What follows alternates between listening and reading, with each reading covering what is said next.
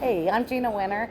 Um, as I talk with new directors about thinking about your evaluation plans and looking at how do you know if what you're doing is really working and really looking at the long term effects of what you're trying to accomplish.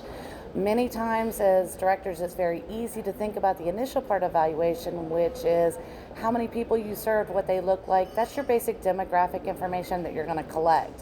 Where we have challenges is thinking about beyond that. Did you raise awareness with the information or training that you provided? Easy to collect. Post survey will tell you that information. You know if your participants received information that raised their awareness about a specific topic or content that you presented. The next part about which is can be sometimes more challenging is ultimately our consumer is the child that the parent is representing or that the professional is working with. And you want to know that that child is better because of that increase in knowledge. Ultimately, we want action to happen. So, as a result of the work, the training, the information we provided, participants have increased awareness and knowledge. They're able to leave your training, they're able to act a specific step and movement toward action that ultimately will result in an increase in outcomes for children.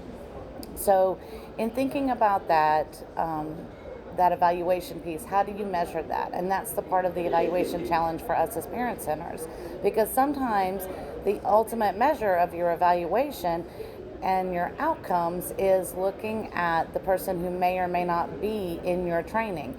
It's about, as a result of who attended, the action that they took because of the increase in awareness, and ultimately, are the children better off?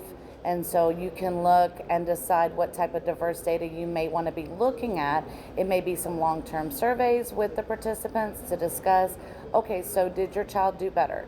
For instance, a family from a rural area and in school and improvement came to your IEP training. They left the workshop telling you, oh, I didn't know what I now know.